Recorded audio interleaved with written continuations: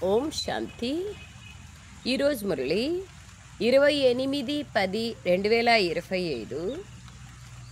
మధురమైన పిల్లలారా, మీరు సంగమయుగంలో సేవ చేసి గాయన యోగ్యులుగా అవ్వాలి. మళ్ళీ భవిష్యత్తులో పురుషోత్తములుగా అవ్వడం ద్వారా మీరు పూజకు యోగ్యులుగా అవుతారు. అంటే శరీరము ఆత్మ పవిత్రమైనప్పుడే పూజకు అర్హులుగా అవుతాం. సో గాయన యోగ్యులుగా సంగమయుగంలో సేవ చేసి తర్వాత భవిష్యంలో పురుషోత్తములుగా కావడం ద్వారా పూజకు అర్హులుగా అవుతాం. ప్రశ్న: ఏ రోగాన్ని వేర్ల నుండి సమాప్తం చేసుకున్నట్లయితే బాబా హృదయాన్ని గెలవగలరు? జవాబు: దేహాభిమానం అనే రోగం. ఈ దేహాభిమానం కారణంగా మిగిలిన వికారాలన్నీ మహారోగులుగా చేసేశాయి. ఈ దేహాభిమానం సమాప్తమైతే మీరు బాబా హృదయాన్ని గెలవగలరు. బాబా హృదయాన్ని గెలవాలంటే విశాల బుద్ధి కలవారిగా కావాలి. జతలో దూరాందేశ బుద్ధి, సూక్ష్మ బుద్ధి, దివ్య బుద్ధి, సత్వప్రధాన బుద్ధి, విశాల బుద్ధి, బేహద్ బుద్ధి కలవారిగా కావాలి. జ్ఞాన చిత్తిపైన కూర్చోండి. ఆత్మిక సేవలో నిమగ్నం కండి. వాణిని వినిపించటంతో పాటు బాబాను బాగా స్మృతి చెయ్యండి.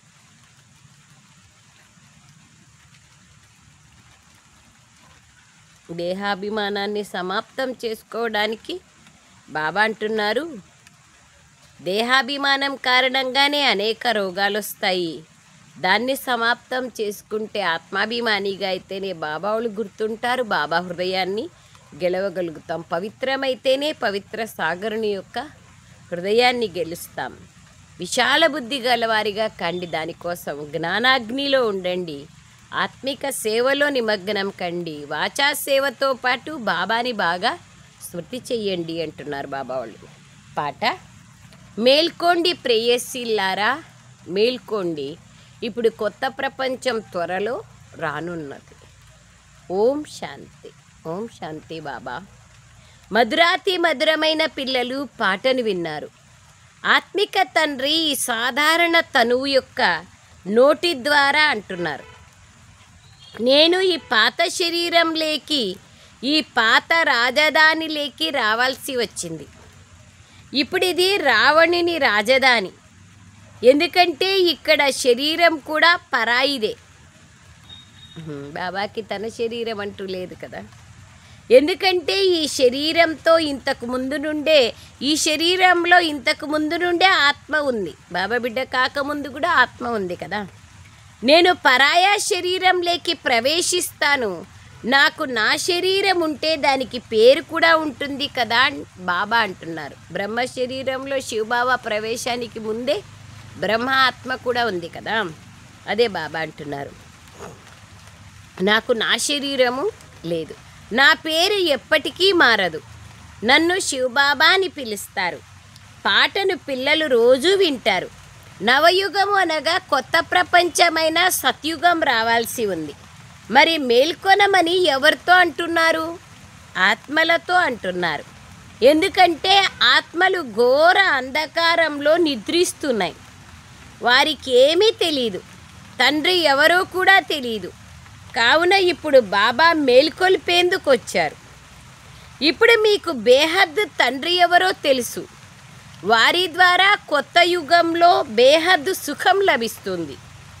సత్యుగాన్నే కొత్త యుగం అంటారు, కలియుగాన్ని పాత యుగం అంటారు. పతిత యుగం, పాత యుగం, ఇనుపు యుగం. ఈ విషయాలు విద్వాంసులు, పండితులు మొదలైన వారికి ఎవ్వరికీ తెలీదు. కొత్త యుగం ఎలా పాతబడుతుంది అని మీరు ఎవరిని అడిగినా ఎవ్వరూ చెప్పలేరు.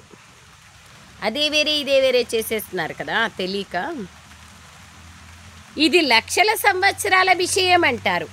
కొత్త యుగం నుండి పాత యుగంలోకి ఎలా వచ్చామో ఇప్పుడు మీకు తెలుసు. అనగా స్వర్గవాసీల నుండి నరకవాసీలుగా ఎలా అయ్యాము మనుషులకి ఏమీ తెలియదు. ఎవరినైతే పూజిస్తున్నారో వారి చరిత్రల గురించి కూడా ఏమీ తెలియదు. జగత్తంబను పూజిస్తారు. కానీ అంబ ఎవరు, ఎందుకు పూజిస్తున్నాము తెలీదు. అంబ అని వాస్తవంగా మాతల్నే అంటారు. కానీ పూజ ఒక్కరికే జరగాలి. అవ్యభిచారి స్మృతి చిహ్నము శివబాబాదొక్కరిదే. అంబ కూడా ఒక్కరే. కానీ జగతంబ గురించి వారికి తెలీదు. వీరు జగతంబ, లక్ష్మీ జగత్తుకి మహారాణి. జగతంబ ఎవరో, జగత్ మహారాణి ఎవరో మీకు తెలుసు. జగతంబ సంగమయుగము, జగత్ మహారాణి సత్యుగంలో. వీరు జగతంబ. ఈ విషయాలు ఎప్పుడూ ఎవ్వరూ తెలుసుకోరు. లక్ష్మీని దేవత అంటారు, జగతంబని బ్రాహ్మణి అంటారు. బ్రాహ్మణులు సంగమయుగంలోనే ఉంటారు. ఈ సంగమయుగం గురించి ఎవ్వరికీ తెలియదు. ప్రజాపిత బ్రహ్మ ద్వారా కొత్త పురుషోత్తమ సృష్టి రచింపబడుతుంది. మీకు అక్కడ పురుషోత్తములు కనిపిస్తారు, దేవతలు. ఈ సమయంలో బ్రాహ్మణులైన మీరు గాయన యోగ్యులు. ఇప్పుడు సేవ చేస్తున్నారు, తర్వాత పూజకు యోగ్యులుగా అవుతారు. బ్రహ్మకు ఇన్ని భుజాలు చూపిస్తారు, మరి అంబకెందుకు చూపించరు? తనకు కూడా అందరూ పిల్లలే కదా. తల్లిదండ్రులే ప్రజాపిత అని అంటారు. తల్లిదండ్రులనే పిల్లలను ప్రజాపిత అనరు. లక్ష్మీనారాయణలను సత్యుగంలో జగత్పిత, జగన్మాత అని ఎప్పుడు అన్నారు. ప్రజాపిత అన్న పేరు చాలా ప్రసిద్ధమైనది. జగత్పిత మరియు జగన్మాత ఒక్కరే, మిగిలిన వాళ్ళందరూ వారి పిల్లలు. అజ్మీర్లో ప్రజాపిత బ్రహ్మ మందిరానికి వెళ్తే బాబా అని పిలుస్తారు. ఎందుకంటే అతడు అందరికీ ప్రజాపిత. హద్దు యొక్క తండ్రులు పిల్లలకు జన్మనిస్తారు కాబట్టి వారు హద్దు ప్రజాపితలు. అలాగే వీరు బేహద్దు తండ్రి, బేహద్దు ప్రజాపిత. శివబాబా అయితే సర్వాత్మలకు బేహద్దు తండ్రి. సర్వ మనుష్యాత్మలకే కాదు కదా, సర్వ జీవరాశులకు, ప్రకృతికి పతి శివబాబా. పిల్లలైన మీరు ఈ విషయంలోనే వ్యత్యాసాన్ని కూడా వ్రాయాలి. జగతంబ సరస్వతి ఒక్కరే, కానీ దుర్గా, కాళీ, అంబ మొదలైన పేర్లను ఎన్నో పెట్టారు. గాయనం, కీర్తనం కోసం ఆ విధంగా పేర్లను ఎన్నో పెట్టారు.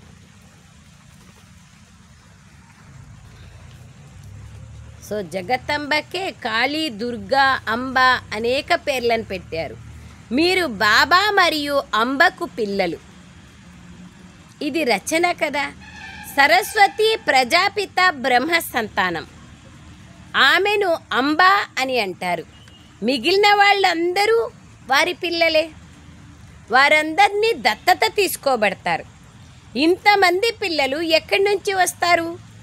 వీరందరూ ముఖ వంశావళి, అనగా నోటి ద్వారా స్త్రీని రచిస్తే వారు రచయిత అవుతారు కదా. నోటి ద్వారా రచించడం అంటే దత్తు తీసుకోవడం కూడా రచించడమే కదా, దత్తు తీసుకుంటారు కదా. ఇదంతా దత్తత వంటిది.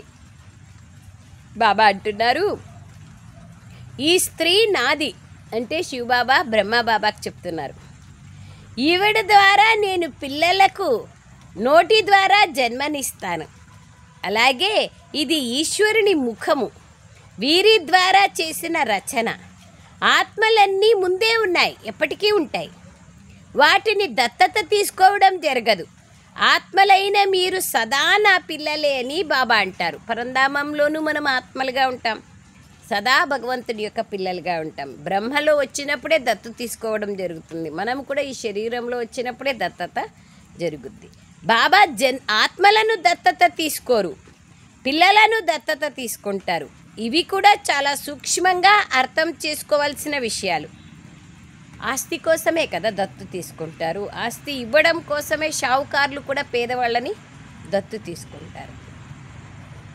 సో బాబా అంటున్నారు, వారు అలా ఎలా తయారయ్యారో మనం అర్థం చేసుకోగలం. లక్ష్మీనారాయణలు ఆ విధంగా ఎలా తయారయ్యారనేది ఇప్పుడు మనకు తెలుసు. వారు ఎటువంటి కర్మలు చేసిన కారణంగా విశ్వానికి యజమానులుగా అయ్యారు. మీరు ప్రదర్శిని మొదలైన వాటిల్లో కూడా ఈ విషయాలను అడగచ్చు. వీరు స్వర్గ రాజధానిని ఎలా తీసుకున్నారు మీకు తెలుసా అని అడగండి. ప్రశ్నలు అడిగితే వాళ్ళకు కూడా మనస్సు, బుద్ధి పని చేస్తుంది. మీలో కూడా అందరూ ఈ విషయాన్ని యథార్థరీతిగా అర్థం చేయించలేరు. ఎవరిలో అయితే దైవీ గుణాలు ఉన్నాయో, ఈ ఆత్మిక సేవలో నిమగ్నమై ఉంటారో వారే అర్థం చేయించగలుగుతారు. మిగిలిన వాళ్ళందరూ మాయ రోగంలో చిక్కుకొని ఉంటారు. బాబా నిన్నటి రోజున కూడా చెప్తున్నారు కదా, సేవలో అలసిపోవడానికి కారణం, సోమర్తనం రావడానికి కారణం అవగుణాలు చూడడమే, దేహాభిమానమే, ఏడవడము, ఫీలింగ్ లేక రావడము, కొట్లాడడము, అనైక్యత చెప్పారు కదా బాబా వాళ్ళు. చిన్న చిన్న వికారాలని వదిలేస్తాం, కానీ బాబా అంటున్నారు చిన్న చిన్న వికారాల ద్వారా, సూక్ష్మం ద్వారా, అంశం ద్వారా వంశం ఏర్పడుతుంది కదా. మీలో కూడా అందరూ ఈ విషయాన్ని యథార్థ రీతిగా అర్థం చేయించలేరు. ఎవరిలో అయితే దైవీ గుణాలు ఉన్నాయో ఈ ఆత్మిక సేవలో నిమగ్నమై ఉంటారు, వారే అర్థం చేయించగలుగుతారు. మిగిలిన వాళ్ళందరూ మాయ రోగంలో చిక్కుకొని ఉంటారు. అనేక రకాలైన రోగాలున్నాయి. దేహాభిమానం రోగం కూడా ఉంది, అది అతి పెద్దది. ఈ వికారాలే మిమ్మల్ని మహారోగులుగా చేసేసాయి. స్థూల రోగం, శరీరానికి రోగం కూడా వికారాలే ఆధారం. మనస్సుకి రోగం కూడా వికారాలే పెద్ద రోగిగా తయారు చేసినాయి. నేను మిమ్మల్ని పవిత్ర దేవతలుగా తయారు చేస్తున్నానని బాబా అంటున్నారు. మీరు సర్వగుణ సంపన్నులుగా పవిత్రంగా ఉండేవారు, ఇప్పుడు పతితులుగా అయ్యారు. బేహద్ తండ్రి ఈ విధంగా అంటున్నారు.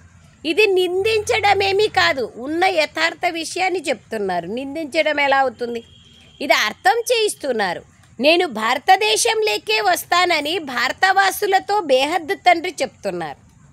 భారతదేశం యొక్క మహిమ అపారమైనది. బాబా ఇక్కడికి వచ్చి నరకాన్ని స్వర్గంగా తయారు చేస్తారు, అందరికీ శాంతినిస్తారు. ఇటువంటి తండ్రి మహిమ కూడా అపారమైనదే, దానికి హద్దే లేదు. జగతంబ మహిమను గురించి ఎవ్వరికీ తెలియదు. దీని వ్యత్యాసాన్ని కూడా మీరు తెలియచేయవచ్చు. జగతంబకు మహాలక్ష్మికి వ్యత్యాసమేమి అనేది తెలియచేయవచ్చు.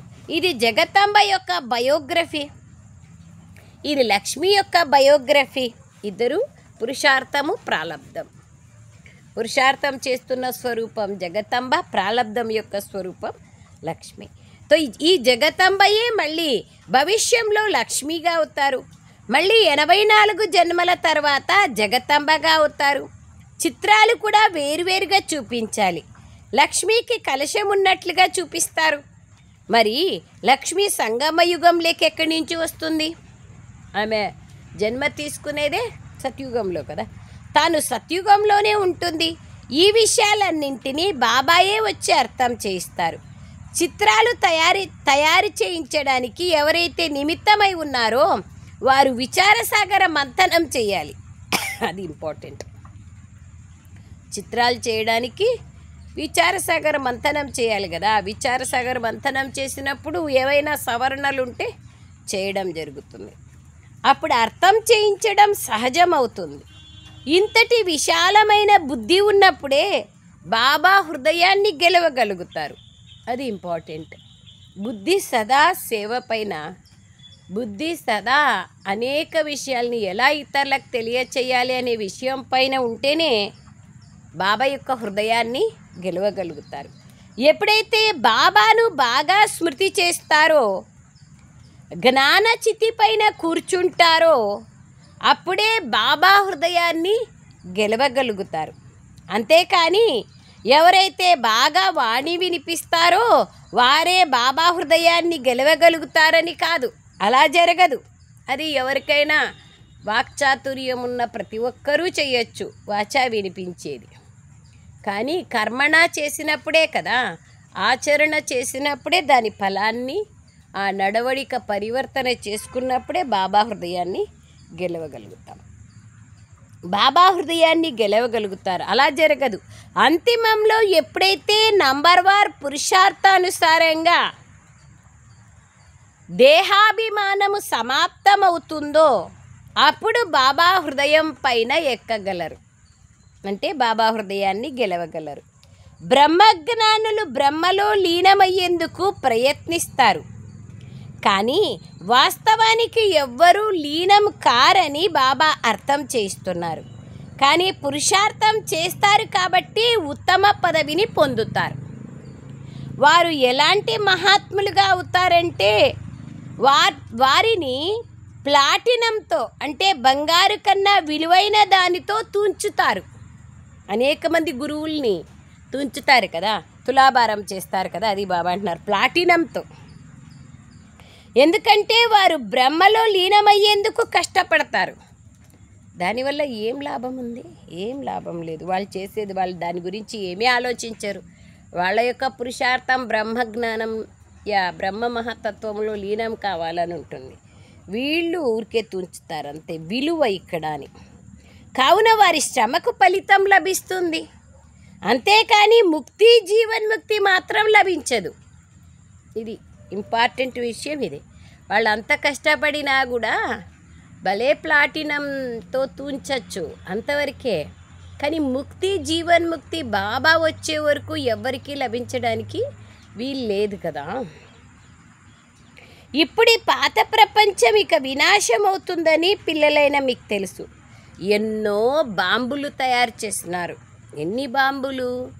మొత్తం ప్రపంచం ఇలాంటి ప్రపంచాలను, కొన్ని వేల ప్రపంచాలను మైక్రో సెకండ్లో అంటే సెకండ్లో 1000వ వంతు 1,00,000వ వంతు అంత సమయంలోనే సమాప్తం చేసేయచ్చు. అన్ని బాంబులు తయారై ఉన్నాయి.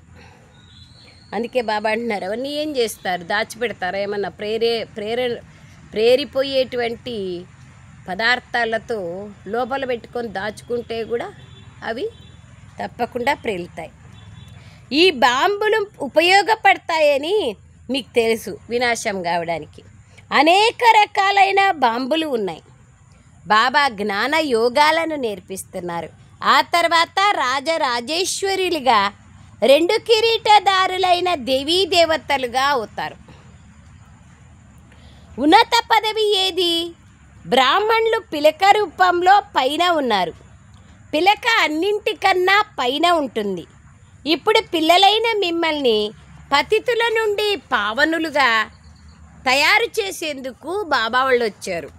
బాబా యొక్క ముఖ్య కర్తవ్యమే పతితుల్ని పావనం చేయటం. అలాగే మీరు కూడా పతిత పావనులుగా అవుతారు. మరి మీలో ఆ నష ఉందా? బాబా అంటున్నారు. బాబా ఎలా పతిత పావనులు అలా మీరు కూడా అవుతారు. మరి మీకు ఆ నష ఉందా? జ్ఞానం ద్వారానే పతితుల నుండి పావనులుగా అవుతాం, బాబాని స్మృతి చేయడం ద్వారా. మేము అందరినీ పావనంగా తయారు చేసి రాజరాజేశ్వరులుగా తయారు చేస్తాం అనే నష ఉన్నట్లయితే చాలా సంతోషం ఉంటుంది. నష ఎప్పుడు ఉంటుంది? నిశ్చయం ఉన్నప్పుడు. బుద్ధి అన్నింటిలోనూ అంకితాభావంతో బాబాకు అర్పణమయ స్థితిని అనుభవం చేసినప్పుడు నిశ్చయం, తద్వారా నష, తద్వారా సంతోషం. చాలా సంతోషం ఉంటుంది. నేను ఎంతమందిని నా సమానంగా తయారు చేస్తున్నాను అని మీ హృదయాన్ని మీరే ప్రశ్నించుకోండి. ప్రజాపిత బ్రహ్మ మరియు జగతంబ ఇద్దరూ ఒకేలా ఉన్నారు. వారు బ్రాహ్మణుల రచనను రచిస్తారు. శూద్రుల నుండి బ్రాహ్మణులుగా తయారు చేసే యుక్తిని బాబాయే వచ్చి తెలియచేస్తున్నారు. ఈ విషయాలు ఏ శాస్త్రాల్లోనూ లేవు. ఉంటే బాబా వాళ్ళు ఎందుకు రావాలి? ఆవశ్యకత లేదు. ఇది గీతాయుగం. మహాభారత యుద్ధము కూడా తప్పకుండా జరుగుతుంది. రాజయోగం ఒక్కరికే నేర్పించడం జరగదు కదా.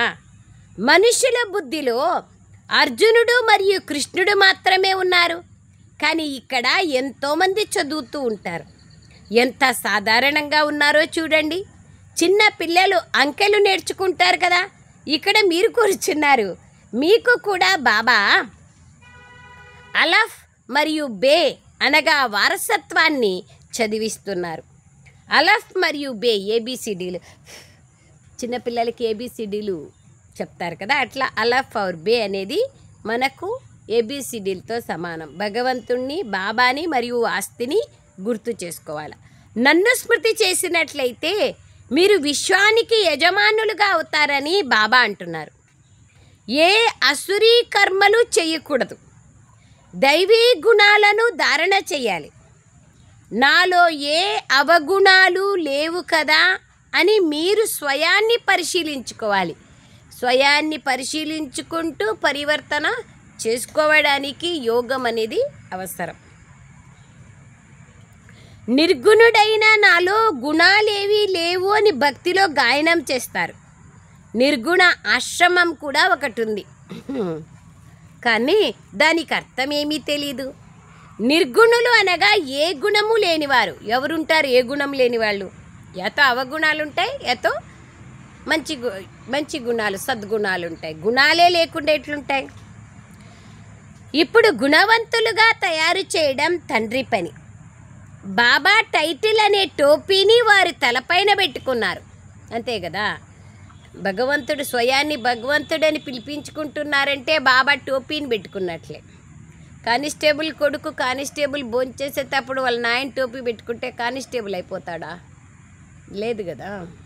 శివోహం అన్నా, అహం బ్రహ్మాస్మి అన్నా, నేనే భగవంతుడు, నాలోనే భగవంతుడు ఉన్నారన్నా, ఇదంతా కేవలం బాబా టోపీని పెట్టుకోవటమే.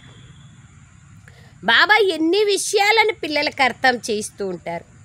బాబా డైరెక్షన్లు కూడా ఇస్తారు. జగతంబ మరియు లక్ష్మీకున్న తేడాని చూపించే చిత్రాన్ని తయారు చేయండి. బ్రహ్మ సరస్వతి సంగమయుగానికి చెందినవారు, లక్ష్మీనారాయణులు సత్యుగానికి చెందినవారు. ఈ చిత్రం అర్థం చేయించడానికే ఉంది. సంగమయుగము, సత్యుగం. సంగమయుగం యొక్క చిత్రం ఉంది కదా. కలియుగం నుండి మానవులు సంగమయుగంలోకొచ్చి యజ్ఞంలో తమలోని వికారాలను ఆహుతి చేసి సత్యుగంలోని దేవతలుగా అవుతున్నట్లుగా సంగమయుగ చిత్రం ఉంది కదా. లక్ష్మీనారాయణులు సత్యుగానికి చెందినవారు. ఈ చిత్రం అర్థం చేయించడానికే తయారు చేశారు. సరస్వతి బ్రహ్మ కూతురు, మామూలుగా కూడా చెప్తారు బ్రహ్మ మానసపుత్రిక సరస్వతి. మనుషుల నుండి దేవతలుగా అయ్యేందుకు చదువుతున్నారు. ఇప్పుడు మీరు బ్రాహ్మణులు.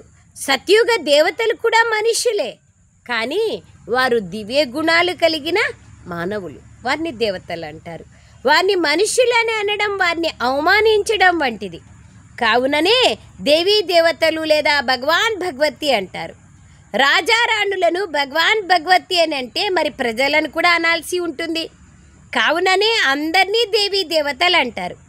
త్రిమూర్తి చిత్రం కూడా ఉంది.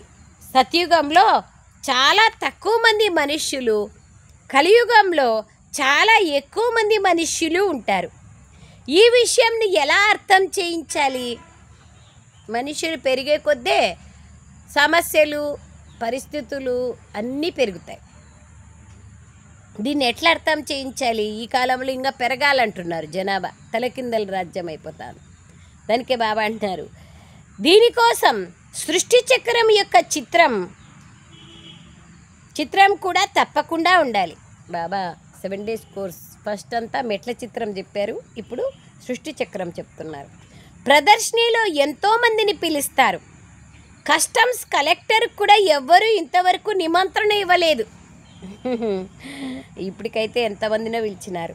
ఇటువంటి విషయాల గురించి ఆలోచించాలి. బాబా ఎన్ని విషయాలు చెప్తారు చూడండి. శ్మశానం లేకపోండి, లక్ష్మీనారాయణల గుడికి పోండి, శివాలయాలకు వెళ్ళండి, పెద్ద పెద్ద బోర్డులు వేయండి, ఈ సైజులో ఉండాలా, ఇలాంటి టిన్ షీట్తో ఉండాలా, పేపర్ అయితే పోతుంది, ఎన్ని ఏరోప్లైన్లో కరపత్రాలు వేయండి. సో బాబా వాళ్ళు ఈరోజు ఏం చెప్తున్నారు?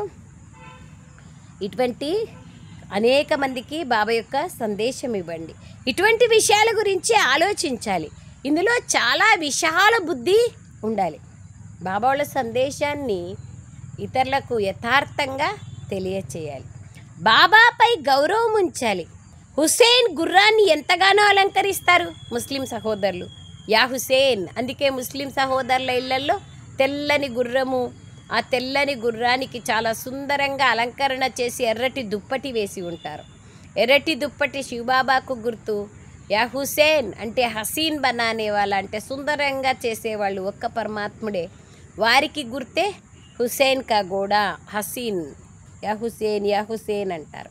గుర్రం పైన కప్పే పట్కా చాలా చిన్నగా ఉంటుంది, కానీ గుర్రం చాలా పెద్దగా ఉంటుంది. ఆత్మ కూడా ఎంత చిన్నగా ఉంటుంది, అలాగే దాని శృంగారం చాలా పెద్దగా ఉంటుంది. ఈ శరీరం దాని శృంగారం, ఆత్మ కంటికి కనపడదు. ఇది అకాలమూర్తి సింహాసనం కదా. సర్వవ్యాపి అనే విషయాన్ని కూడా గీత నుండే తీసుకున్నారు. చెప్పారు కదా, ఫలానా వృక్షంలో ఫలానా వృక్షం, జంతువుల్లో ఫలానా జంతువు అనేకంగా చెప్తా వచ్చినారు. నేను ఆత్మలకి రాజయోగాన్ని నేర్పిస్తాను, మరి నేను సర్వవ్యాపి ఎలా అవుతాను? తండ్రి, టీచర్ మరియు గురువు సర్వవ్యాపి ఎలా అవుతారు? నేను మీ తండ్రిని, జ్ఞానసాగరుణ్ణి అని బాబా చెప్తున్నారు.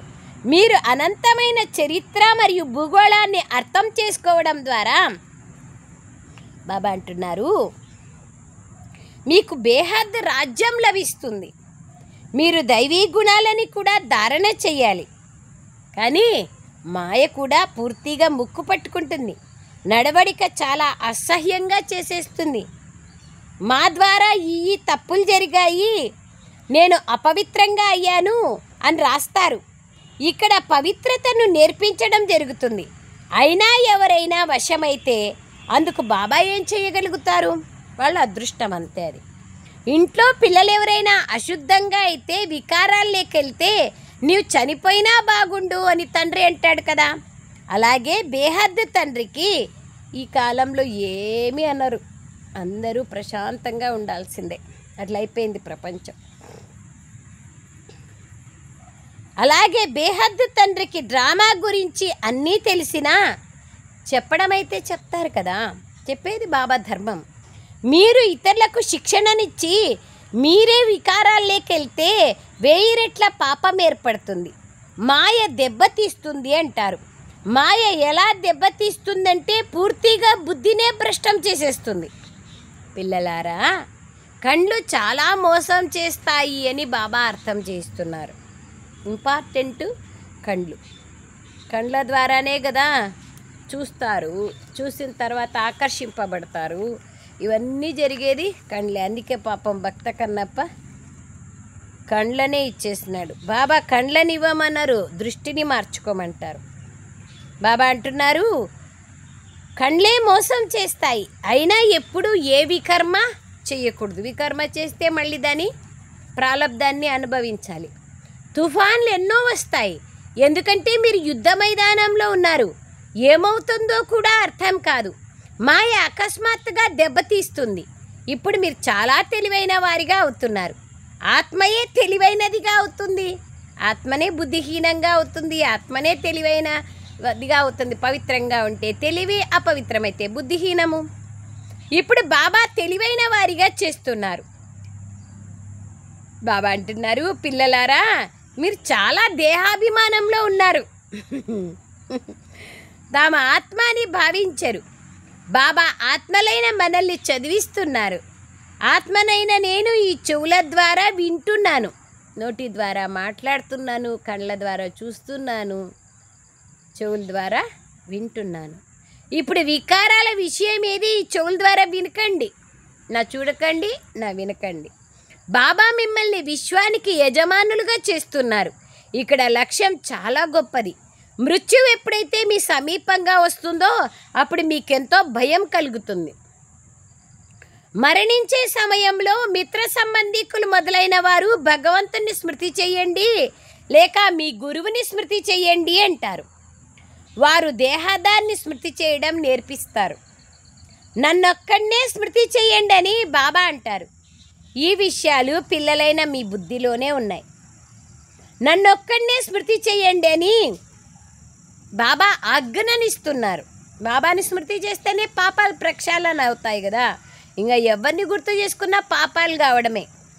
దేహదారులను ఎవరిని స్మృతి చేయకూడదు. తల్లిదండ్రులు కూడా దేహదారులే కదా. కళ్ళకు కనపడే ప్రతి ఒక్కటి స్థూలమే కదా. నేను విచిత్రుణ్ణి, విదేహిని, ఇతనిలో కూర్చొని మీకు జ్ఞానాన్ని ఇస్తున్నాను. ఇప్పుడు మీరు జ్ఞానయోగాలను నేర్చుకుంటున్నారు. జ్ఞానసాగరుడైన తండ్రి ద్వారా మేము రాజరాజేశ్వర్లుగా తయారయ్యేందుకు జ్ఞానాన్ని నేర్చుకుంటున్నామని మీరు అంటారు. జ్ఞానసాగరుడు జ్ఞానాన్ని కూడా నేర్పిస్తారు. రాజయోగాన్ని కూడా నేర్పిస్తారు. భవిష్యంలో రాజరాజేశ్వరిగా కూడా బాబా చేస్తారు, పట్టప్రాణిగా కూడా బాబా చేస్తారు. అచ్చా, मीठे मीठे सिखलरे बच्चों प्रति माता पिता बाप दादा का याद प्यार और गुड मॉर्निंग। रूहानी बाप की रूहानी बच्चों को नमस्ते। हम रूहानी बच्चों की रूहानी माता पिता बाप दादा को याद प्यार गुड मॉर्निंग और नमस्ते नमस्ते नमस्ते बाबा नमस्ते। Thank you Baba, thank you. సారాంశం, మాయ తుఫాన్లలో ఎప్పుడూ ఓడిపోకుండా ఉండేంత తెలివైన వారిగా కండి. అది నిజమైన తెలివి. కళ్ళు మోసం చేస్తాయి, కావున మిమ్మల్ని మీరు జాగ్రత్తగా ఉంచుకోండి. ఈ చెవుల ద్వారా వికారి విషయాలు వినకండి. సినిమా చూడడము, సీరియల్ చూడడము, కళ్ళ ద్వారాను వికారాలు చూసేది, చెవుల ద్వారాను వికార విషయాలు వినేది. ఏమవుతుంది దాని ద్వారా? అందుకే కదా శూర్పణఖకి ముక్కు చెవులు కోసేస్తున్నారు. సెకండ్ పాయింట్, నేను ఎంతమందిని నా సమానంగా తయారు చేస్తున్నాను? మాస్టర్ పతిత పావనిగా అయ్యే అందరినీ పావనులుగా, దేవీ దేవతలుగా తయారు చేసే సేవ చేస్తున్నానా? నాలో ఏ అవగుణము లేదు కదా? దైవీ గుణాలను ఎంతవరకు ధారణ చేశాను అని మీ హృదయాన్ని మీరే ప్రశ్నించుకోండి. మనల్ని మనం ప్రశ్నించుకుంటేనే పరిశోధన జరుగుతుంది. వేరే వాళ్ళు ప్రశ్నిస్తే నువ్వు మారినావా అంటాం కదా. అందుకే బాబా అంటారు, మీ హృదయాన్ని మీరే ప్రశ్నించుకోండి. వరదానం, ప్రతి సంకల్పము మరియు కర్మను శ్రేష్టంగా మరియు సఫలంగా తయారు చేసుకునే జ్ఞాన స్వరూప వివేకవంతులుగా కండి. సంకల్పాన్ని కర్మని శ్రేష్టంగా చేసుకుంటే సఫలత పొందుతారు. వాళ్ళే జ్ఞాన స్వరూపులుగా, వివేకవంతులుగా కాగలరు. ఎవరైతే జ్ఞాన స్వరూపులుగా, వివేకవంతులుగా అయ్యి ఏ సంకల్పమునైనా లేదా కర్మనైనా చేస్తారో వారు సఫలతామూర్తులుగా ఉంటారు. దీనికి స్మృతి చిహ్నంగానే భక్తి మార్గంలో కార్యాన్ని ప్రారంభించే సమయంలో స్వస్తిక్ని రాస్తారు లేక గణేశునికి నమస్కరిస్తారు. ఈ స్వస్తిక్ అంటే స్వస్థితిలో స్థితులయ్యేందుకు గుర్తు, మరియు గణేశుడు జ్ఞాన సంపన్న స్థితికి గుర్తు. పిల్లలైన మీరు స్వయం జ్ఞాన సంపన్నులై ప్రతి సంకల్పమును మరియు కర్మను చేసినట్లయితే శ్రేష్ట కర్మ చేస్తాము, తద్వారా సఫలత తప్పకుండా లభిస్తుంది. స్లోగన్, బ్రాహ్మణ జీవితం యొక్క విశేషత సంతోషం. కావున సంతోషముని దానం చేస్తూ పోండి. స్వయం సంతోషంగా ఉండండి, ఇతరులకు సంతోషాన్ని దానం చేయండి. సంతోషం అంటే సంతోషమే సగం బలం అంటారు కదా. అందుకే బాబా అంటున్నారు, ఎట్లా దానం చేయాలి? జోకులేసి సంతోషాన్ని ఇవ్వడం అనేది కాదు కదా. సంతోషం అంటే వాళ్ళ జీవితాన్ని శ్రేష్టంగా చేస్తే సదాకాలానికి వాళ్ళు సంతోషాన్ని అనుభవం చేస్తారు. అవ్యక్త సూచన, స్వయం కోసం మరియు సర్వుల కోసం మనసు ద్వారా యోగ శక్తులను ప్రయోగించండి. ఏదైనా సైన్స్ సాధనాన్ని ఉపయోగించేటప్పుడు లైట్ ఉందా లేదా అనేది ముందుగా చెక్ చేస్తారు, అంతే కదా. ప్రతి సైన్స్ సాధనానికి ఏసీకి కానీ, కూలర్కి కానీ, మిక్సీకి కానీ, దేనికైనా కరెంట్ కావాలి కదా, చెక్ చేస్తారు. అలాగే యోగం యొక్క శక్తుల గుణాల యొక్క ప్రయోగం చేసేటప్పుడు ముందుగా దీన్ని చెక్ చేసుకోండి. ముఖ్యమైన ఆధారమైన ఆత్మిక శక్తి, పరమాత్మ శక్తి లేదా లైట్ స్థితి ఉందా? స్థితి మరియు స్వరూపం డబల్ లైట్గా ఉంటే ప్రయోగంలో సఫలత కూడా చాలా సహజంగా పొందగలరు. డబల్ లైట్గా ఉంటే, స్థితి డబల్ లైట్గా ఉంటే ఆటోమేటిక్గా ప్రయోగంలో సఫలతను పొందగలుగుతారు. బాబా నిన్న కూడా అదే చెప్పారు కదా, ఆత్మిక స్థితి, పరమాత్మ యొక్క స్థితి మరియు డబల్ లైట్ యొక్క శక్తి, ఈ మూడు ఉంటే సహజంగా ప్రయోగం అనేది జరుగుతుంది. ఓం శాంతి. Thank you Baba, thank you.